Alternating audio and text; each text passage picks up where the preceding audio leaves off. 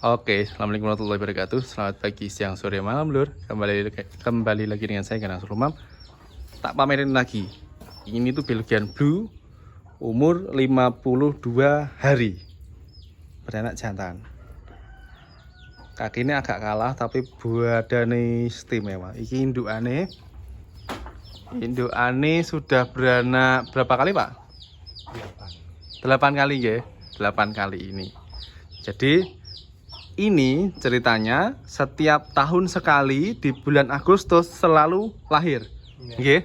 Nah, tapi iki telat nganti ngancik sasi songo tanggal 6 pokoknya. Nah, baru tahun ini selama 8 tahun pelihara, selama 8 tahun sapi ini beranak, baru beranak yang ini itu IB-nya mundur. Kelahirannya mundur nggih. Bulan 9 baru lahir, biasanya bulan Agustus sudah lahiran. Ya mundur sesasi lah. Asale kan tahu sampean kula bel hari nang Surabaya terus telat suntike. Telat suntike. Jadi telatnya gara-gara waktu pas saya keluar kota, jadi mundur birahi ke berikutnya. Jadi gini. Beliau itu punya resep khusus kenapa sapi ini bisa beranak setahun sekali. Nonton. Resepnya mau napa? Pendak napa? Selapan nggih, napa? Sing wolo, nek kudu kawin badhe lahiran wolo. Oh, umur 28 lah kira-kira 2 sasi lebih. Langsung disuntik nggih. Yeah, Oke. Jadi ilmu tipsnya beliau itu umur pedet 28, artinya kira-kira salapan pinten? 36 nggih. Yeah. Berarti kira-kira 70 harian si pedet ini induknya sudah berani di IB.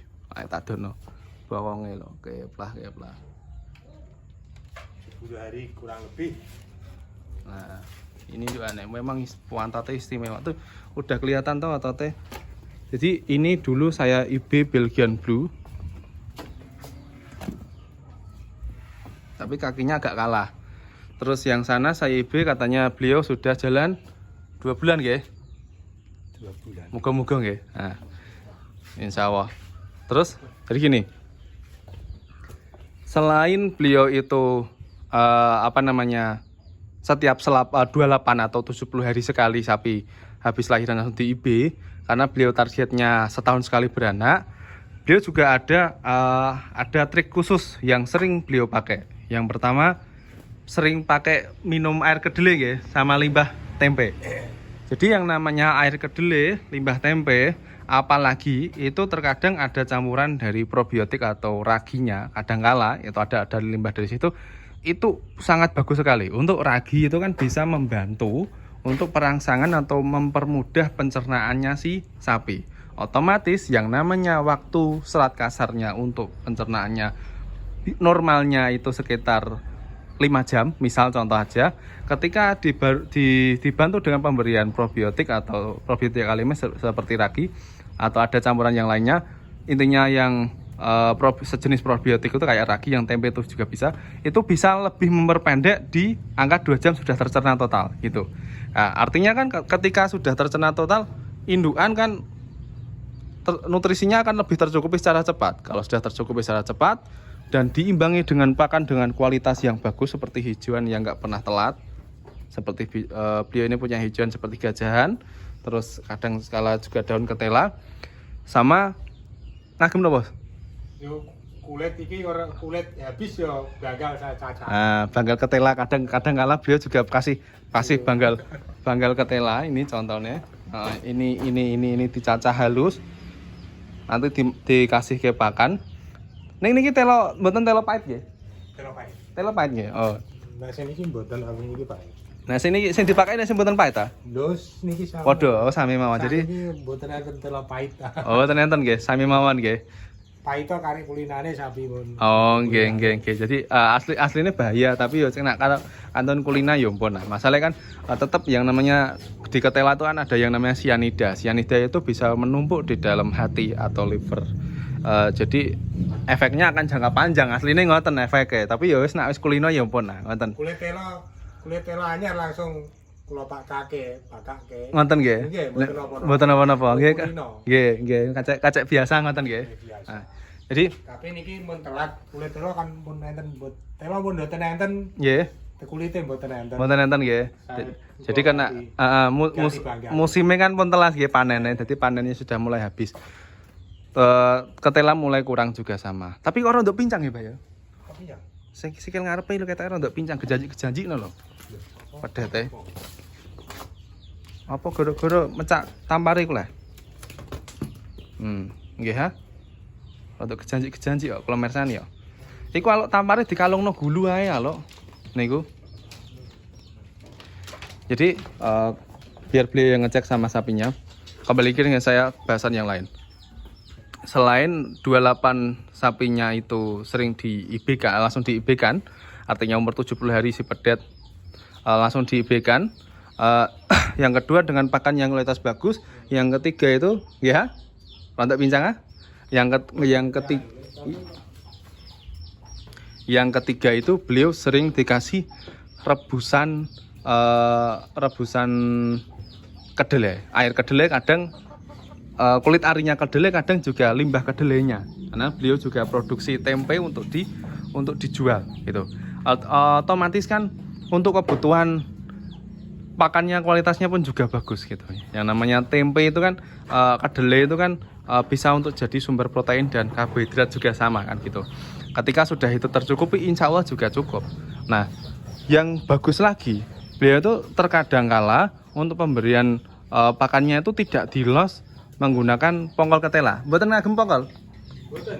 Nah, jadi tidak terlalu dipacu untuk utamanya di karbohidrat. Karena gini, ketika sapi yang terlalu tinggi memakan makanan yang tinggi akan karbohidrat seperti pongkol ketela itu kan tinggi akan pati ketela, sisa limbah pati ketela.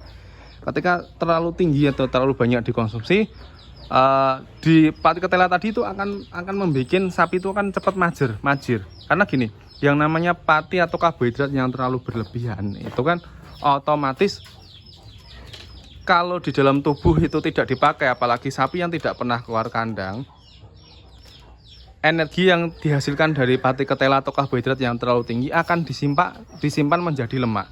Nah, sedangkan lemak tadi itu ketika ovariumnya atau pabrik yang damel sel telur ini terlalu banyak diselimutin dengan lemak, akhirnya si kandungan kurang bagus. Makanya dari beberapa kandang-kandang di samping beliau itu, kandang ini lumayan bagus. Pokoknya ini itu beliau kenal sama saya sudah kepinten berarti. Iki mana pimpinan iki berarti? Sini iki. Kalih kula. Sekawan. Lali aku ya. Lali nggih. Kira-kira mboten sekawan gangsal ngoten ya. Pokoknya mulai Pak Udin anu. Pak Udin mboten niku 2018. Sampean 18, 19, 20, selikur. Sekawan kinten-kinten ketoke. Nah, kurang lebihnya 4 karena dari 2018 beliau IB sama saya. Kurang lebihnya 4 kurang lebihnya. Yang sana mana pimpinan nih kok? 3. Jalan 4 ini bakal. Apa jalan telu niki? 4 ini. Jalan 4 ini. Nah, itu saya ngibe ketika sudah beranak sekali ya. Saya ke sini posisi ngibe doron apa pas pun babon nih kok ya? Pun babon kita pun manak pisan nih kok ya, kula mriki ya. Apa pun doro lah kita. Apa doro lah. Pokoknya intinya itu sudah saya IB semua. Pertama itu anaknya wirang lanang, terus wedok, bar wedok terus lanang neh. Wingi lanang. Lanang wedok lanang. Nah, nggih.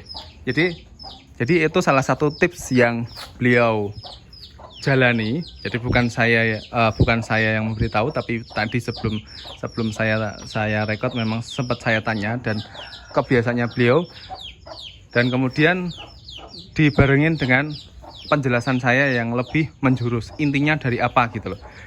Untuk kenapa 70 hari sapi itu langsung di IB, karena normalnya sapi itu kan dia tuh punya masa postpartus atau masa penyembuhan ketika habis lahiran itu macam-macam bervariasi. Ada yang 1 bulan sudah sehat, ada yang 3 minggu sudah sehat, ada yang 2 bulan sudah sehat, ada yang sampai 5 bulan sapi itu baru birahi. Kalau sudah seperti itu umumnya dari apa? Umumnya yang pertama dari kesehatan. Tetap dari kesehatan sapi.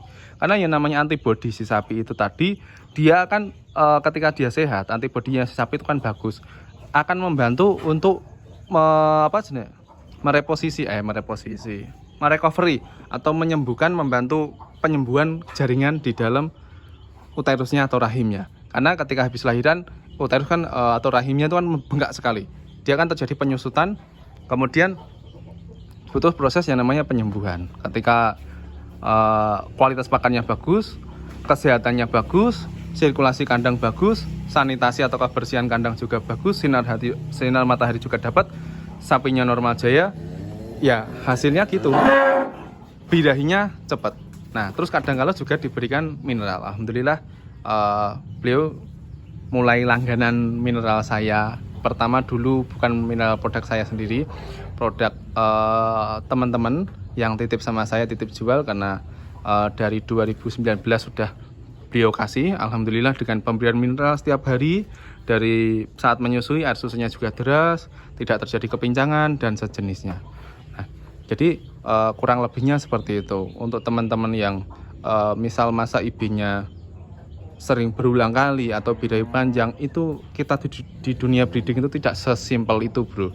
Jadi di dunia breeding itu kalau kalian sudah hafal, sudah hatam, apalagi beliau ini sudah paham sapinya kapan mulai birahi, berapa lama waktunya birahi, dan hari keberapa sapi ini birahi, karena sudah beliau sudah hatam. Karena sebelum saya jelaskan, pernah saya cek dan pernah saya tanya, setiap beliau mengib, beliau melakukan pengibiannya itu berbeda antara sapi ini dan sapi ini, gitu.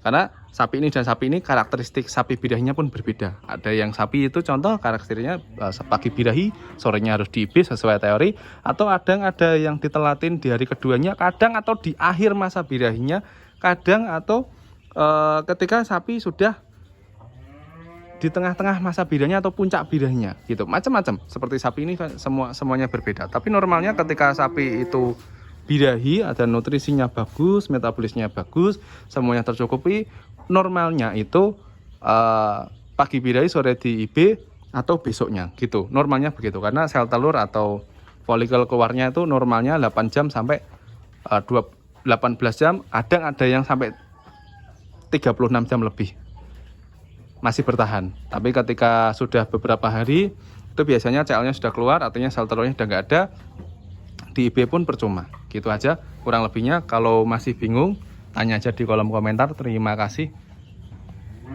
Jangan lupa salat dan bersedekah. Bahagiakan orang tua. Assalamualaikum warahmatullahi wabarakatuh. Sampai jumpa. Hahaha.